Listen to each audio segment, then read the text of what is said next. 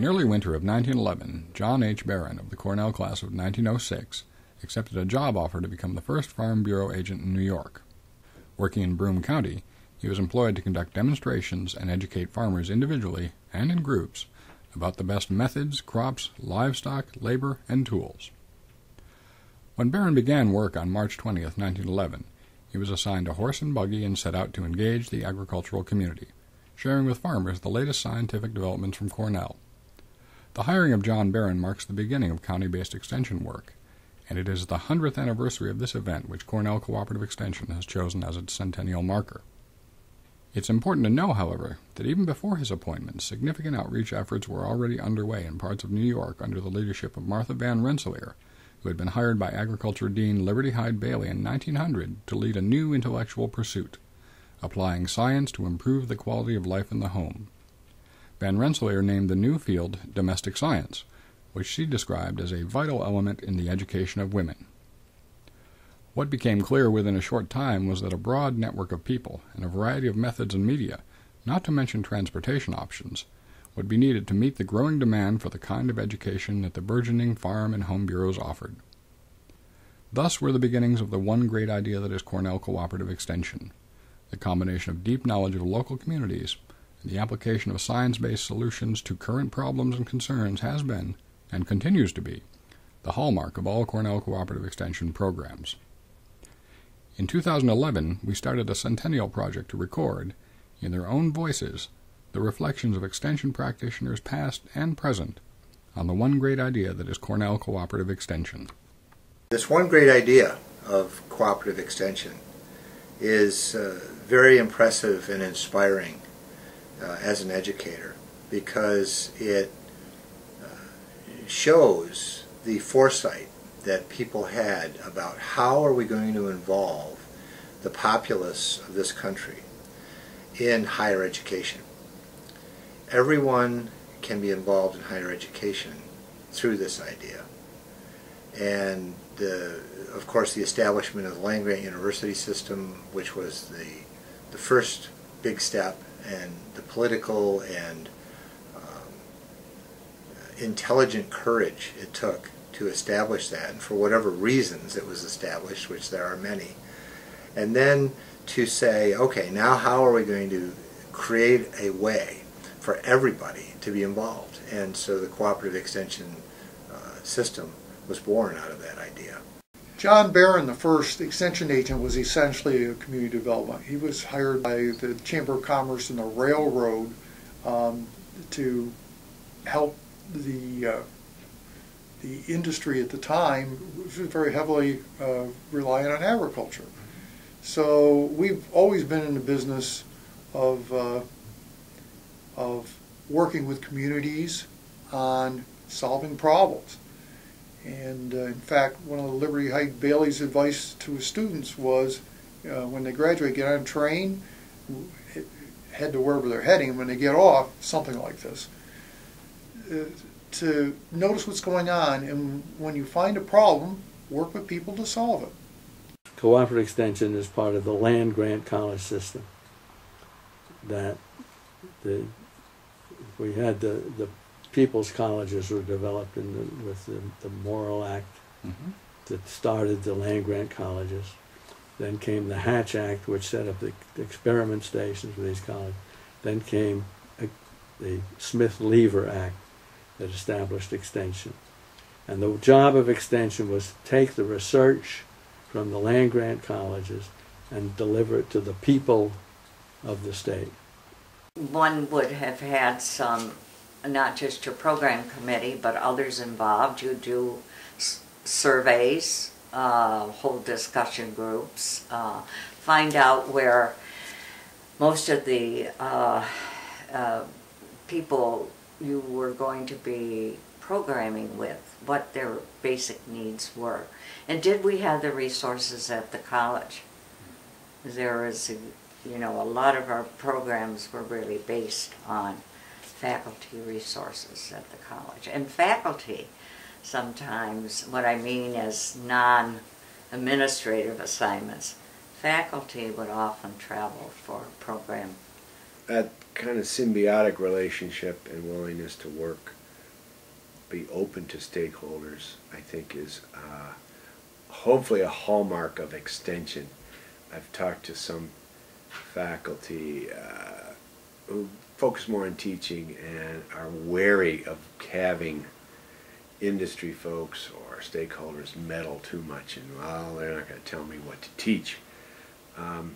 But I think if the audience is the stakeholders you're getting input from, then it's a logical way to communicate and benefit from that relationship. But I think one of the things that I see in Extension, I don't see in a lot of other groups, is that people generally listen and care about their clients.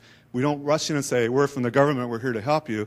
We listen first and then act. And I think that's really what makes Extension special. I see that exhibited in my colleagues. I think it's something that's part of our culture. We don't really teach it. It's just who we're all about. And to me, that's what makes Cooperative Extension really special.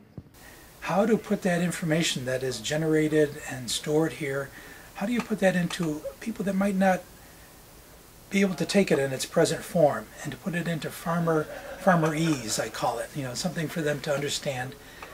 And then at the same time, that has to be the other part of that two-way line has to be the farmer's needs being addressed back and put into, from their words, translated back into words that resonate with the people here on campus.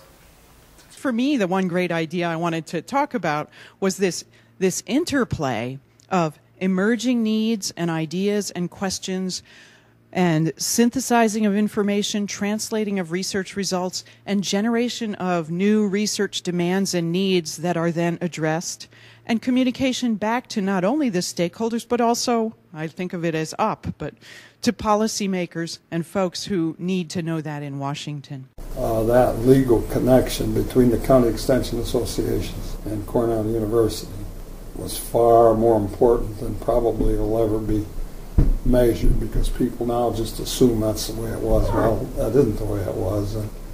And there were times when folks began to feel rather desperate whether the county extension associations would be able to continue to have major resources at Cornell. But that really, creating the Cornell Cooperative Extension System was a major achievement. Every county, the power of every county is that it's a little bit unique, and they all put a slightly different spin on the way they do their jobs, but they all have connections at the local and regional level that we couldn't begin to hope or couldn't even try to recreate if we had to. So the county system and the system as a whole is a really exciting system, and that makes it fun. All of our stakeholders in Cooperative Extension have a major role, because what we don't want to be is what I call information giver-outers. But we want to have dialogue. We want to be conversing with people, and it should be a two-way interaction at all times. And so in some roles, I go out and I am providing a lot of information and answers, but I'm also listening very carefully to how that individual or that community wants to use what I gave them, because they may have a totally different approach. But the other thing as a scientist is that I find when I converse with those farmers and with other people, they are often bringing new issues for me to study. They're saying to me, I saw this, that, or the other. Do you think that it could be a true relationship, or do you think that this is what's happening?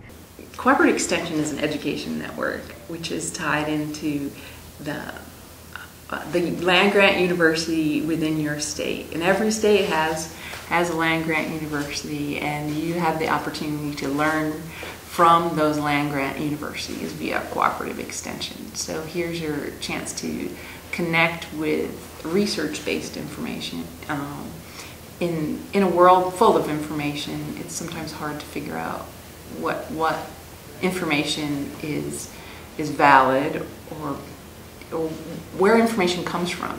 And so I think I would tell somebody, it's your resource for information that has been validated in the scientific world.